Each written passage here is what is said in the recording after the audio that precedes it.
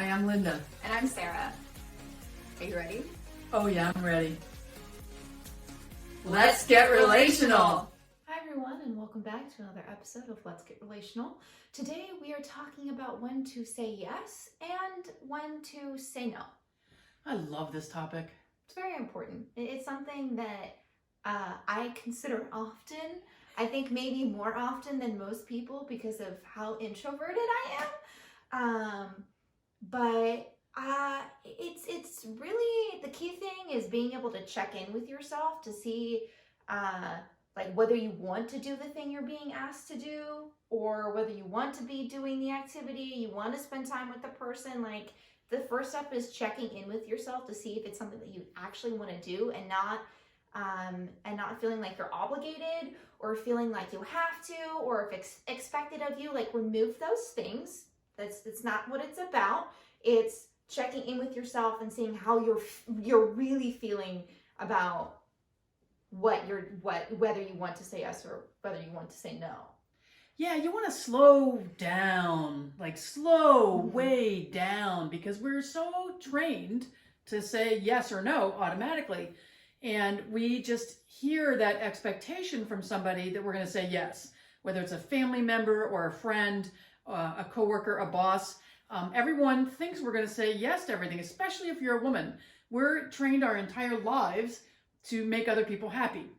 This is what it's like in our culture. You're trained to make sure that everybody else's needs are met, everybody else is happy. You are not trained to figure out, what do I want? How am I feeling about this thing? And there are a lot of ways you might be feeling about that thing. You still might say yes to that request, but super, super important to slow way down and figure out what you really want to say. Yeah.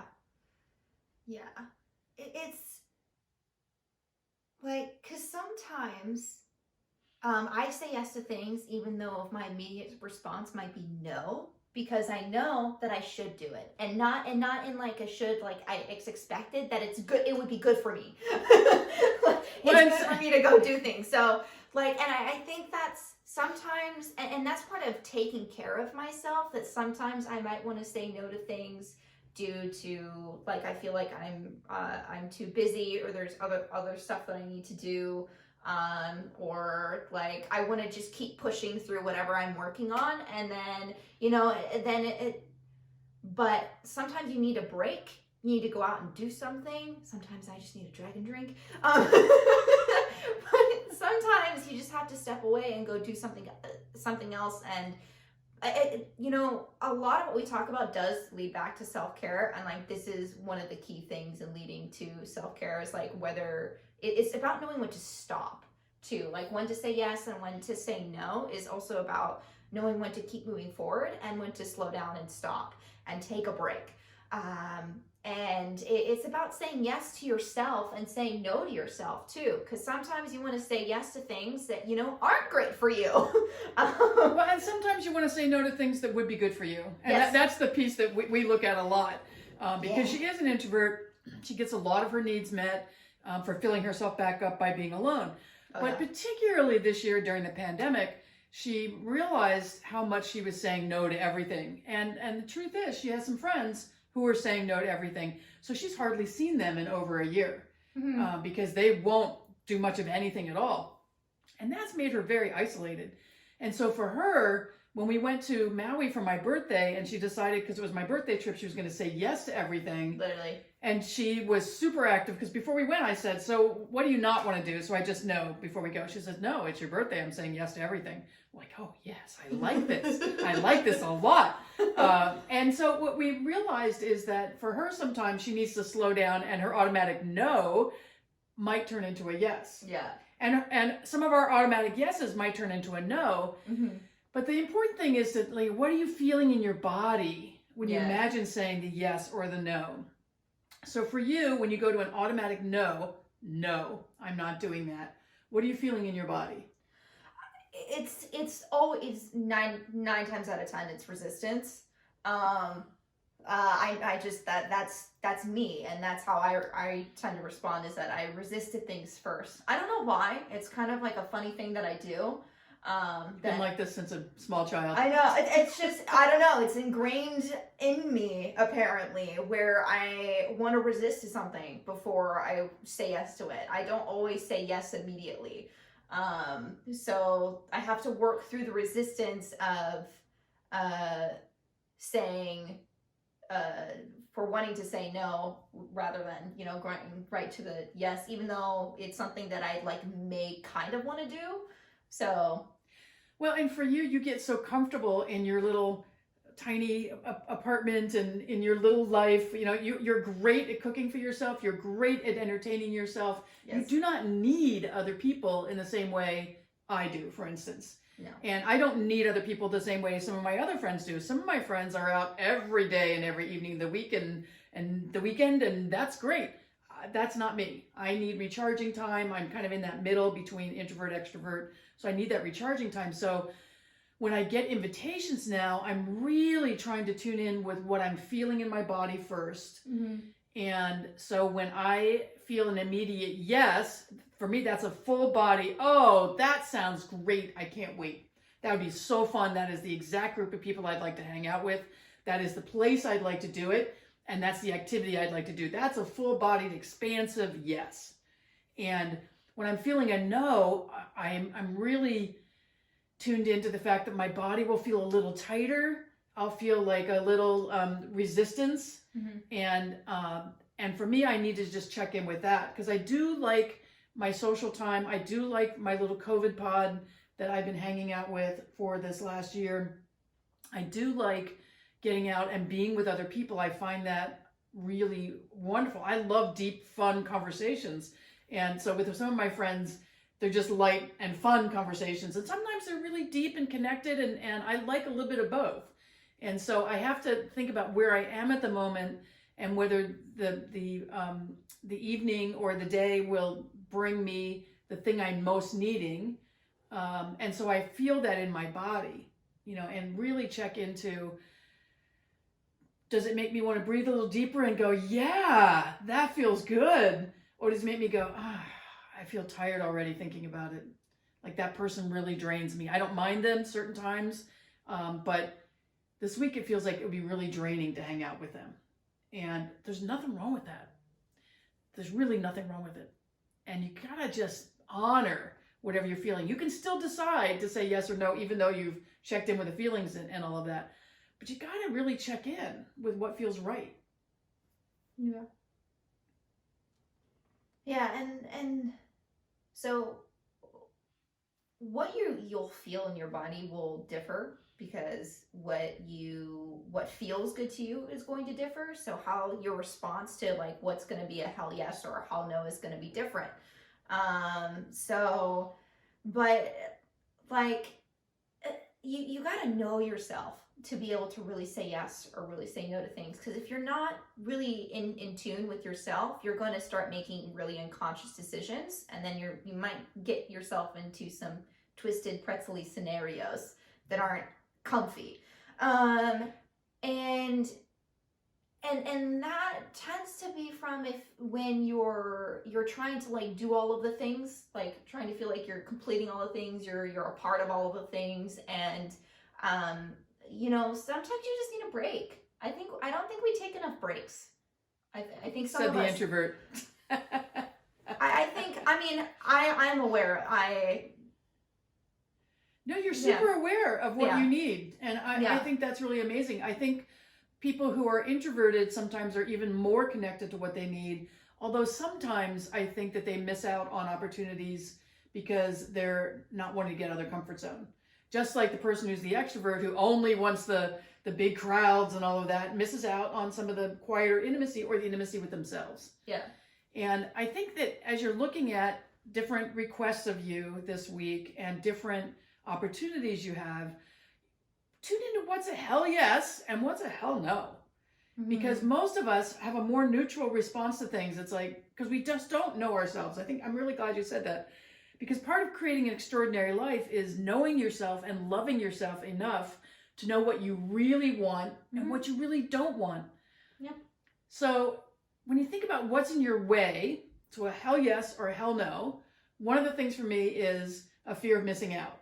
You know, so if I say yes when I really feel no, it's often because I don't want to miss out on fun, especially this year when there's so few opportunities to do that. I feel like I don't want to miss any opportunity, but sometimes I just need to say no and stay home and under a blanket.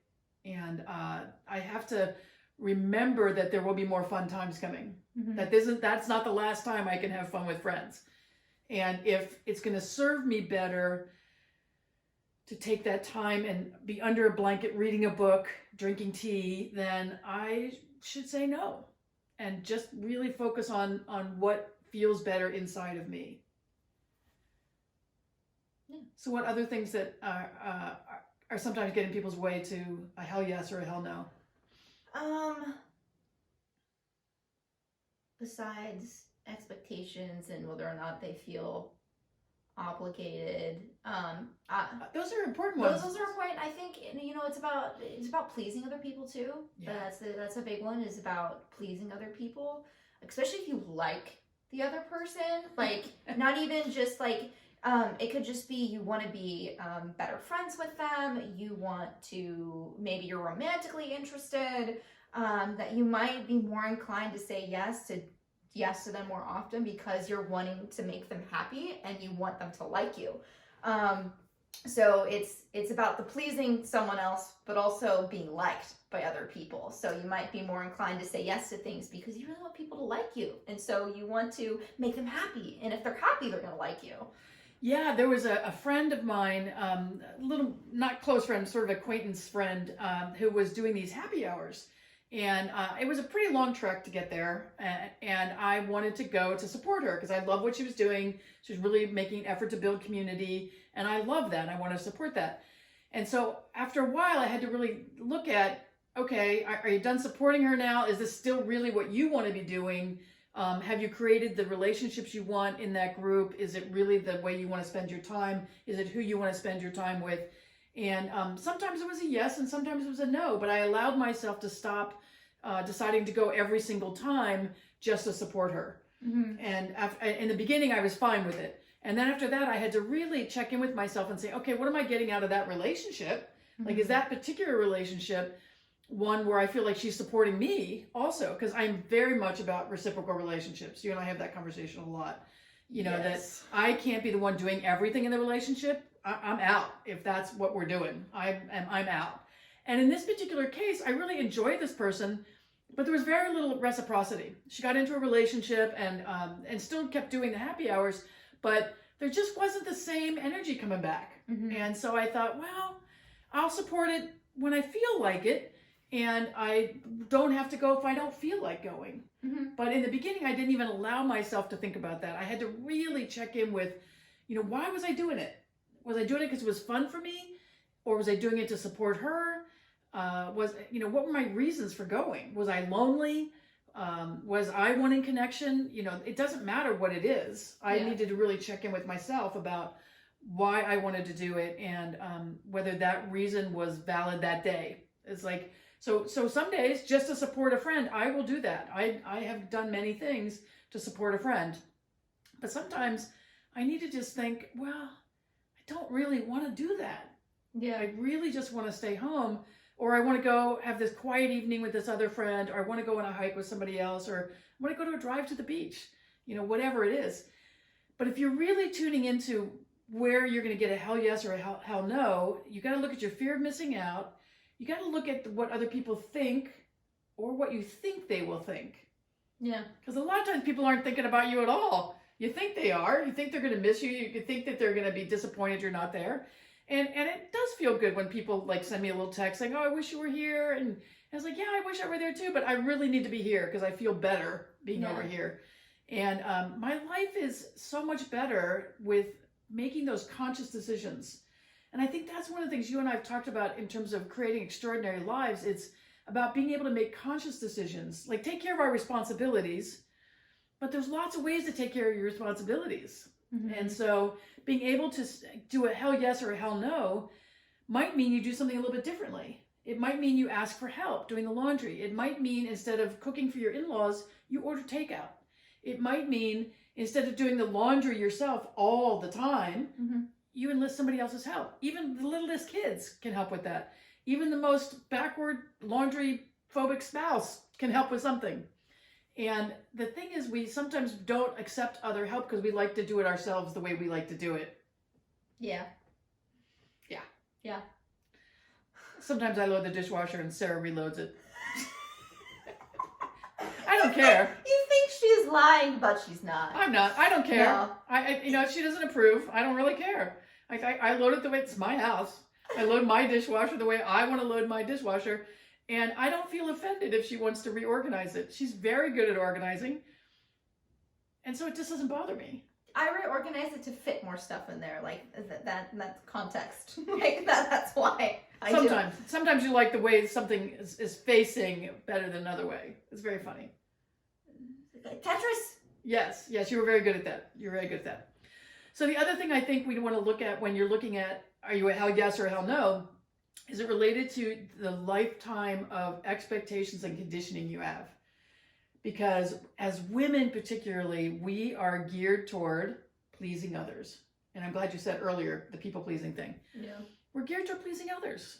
And it's like, that's fine if it's also pleasing yourself. But I want you to look first at the conditioning, the expectations about that. My father and my mom were divorced for many years, and he was married to this woman who was from a culture where the men were always taken care of first. The men were fed first. The men were cared for first. If there was anything left over, then the women got it. And she was at my house for my birthday one time, and she wouldn't have anything till she made sure that all the men in the room had their birthday cake. It was fascinating to me. And it's just, that I wasn't raised with. But to watch someone else that was raised that way, that never ever thought about what she wanted, never thought about what her conditioning was or what her family and cultural expectations were. She just did it. Unconsciously, she just did it. And so that's the part we want to look at, because I want my life to be lived consciously. Yeah. I want to make conscious choices about how I have raised you, how I interact with you now, Yeah. what we do together in business, and what we do together in our personal life. I want it to be very conscious. Yeah, and there's such a difference between living an unconscious life versus a conscious life. Like you are going to be aware of every decision you make, and because you have that awareness, that self-awareness, you can you're going to be thinking through each decision that you make differently than if you're doing it unconsciously, because a lot of the unconscious decisions are the impulsive ones. That's where that's what basically impulsive means, that you do something without thinking about it. That's an unconscious decision where you do something impulsively. How often do you do stuff that's really impulsive?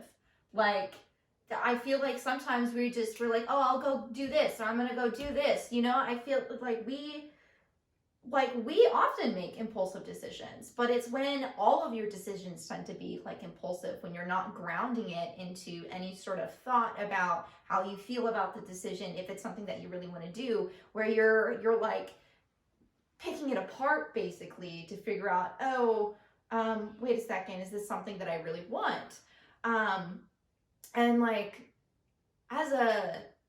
my friends make up a lot of impulsive decisions. And I'm not sure if that's just because of the age group that we're in, but it's really interesting to see like where they make super impulsive decisions. But it's again, this is something that you can learn. It's not like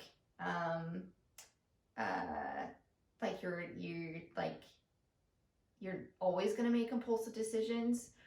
Some of them are good. Well, and plenty of people of all ages make impulsive decisions. Yeah. I don't think it's just an age thing. I think that there is also something about not wanting to slow down and consciously make a choice. That's I think that's where it's more going with. It's short-term reward, and you can't really think about what the long-term is. They're wanting instant gratification. Yeah. It plays into instant gratification and also lack of planning. So they're not a lot of people aren't taught how to plan. ahead, like far ahead. So they make super decisions based on the now and not on also on the future.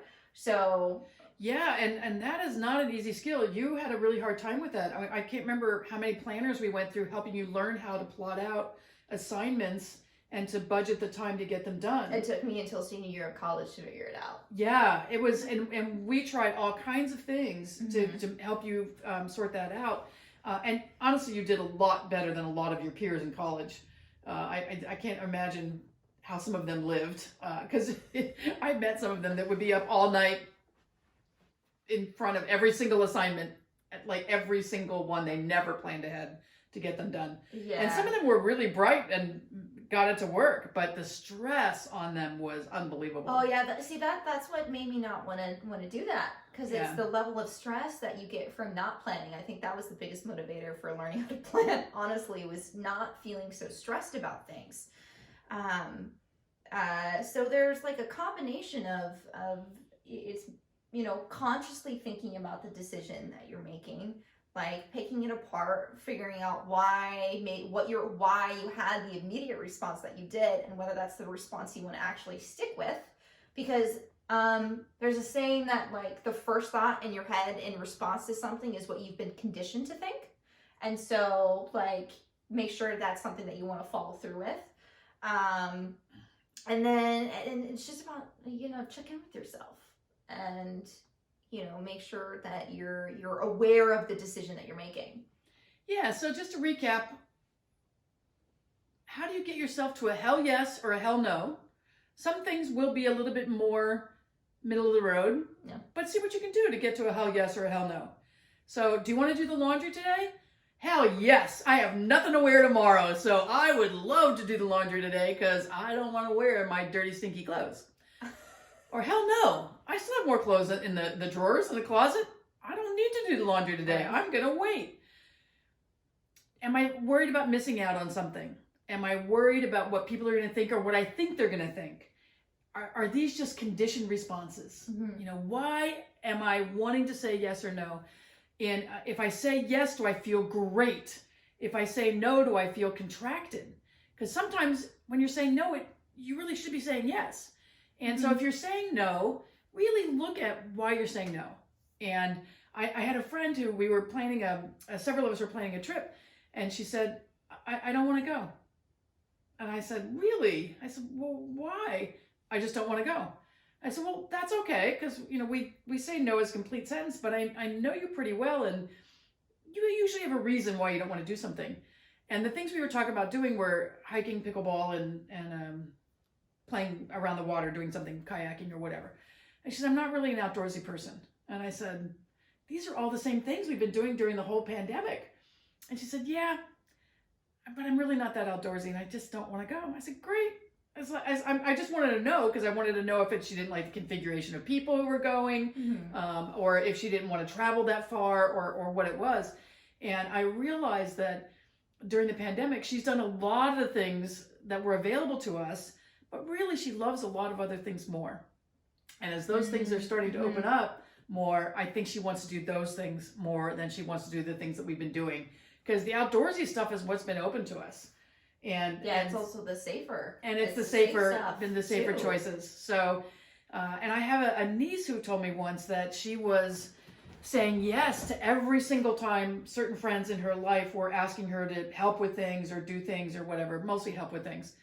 And she realized there was never any reciprocity, never any invitation to do something fun, never any response to an invitation she put out to go out and do something fun. And so she said, as much as I hate to not be the one that's always there and available and helpful, she said, I'm pulling back. And I don't want to put that out all the time to people who don't respect it and don't want to honor that. I want people in my circle that honor that. And I was like, yes, I love when the younger generation is learning reciprocity. That's and, there are certain people that I will always say yes to. If I can help, I will. And other people that, if it's convenient, I will. I just don't have the same reciprocal relationship with them. Mm-hmm.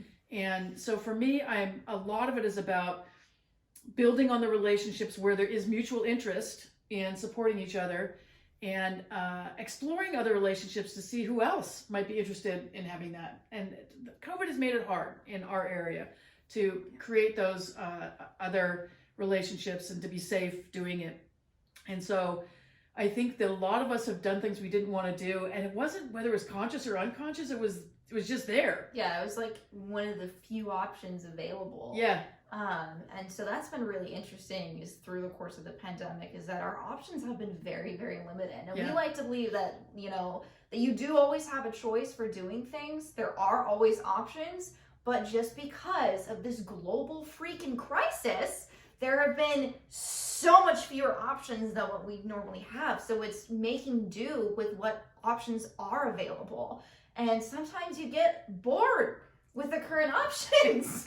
Because you have nothing else to do. Even if it's stuff that you really love and people you really love. It's like, oh, I need some new stimulation. Yeah, so, you just gotta switch it up sometimes. And that's the other thing too. It's like we again, it's going back to making a conscious decision of how are you just falling into a pattern of saying yes. Yeah. Or doing certain things with certain people. Or saying no. Like how can you switch it up? Because breaking habits can feel good because it spins things around and you do something different, and something different can be exciting. Yeah. So this week, just pay some attention. Be conscious. Look at yourself and say, what do I feel? Do I want to say yes this week to this thing? Do I want to say no to this thing? And you're allowed to change your mind, and you're allowed to have whatever feeling you want, and you're allowed to do something other than what people expect of you or what you think they expect of you. Agreed. And until next time, we love you. Mwah.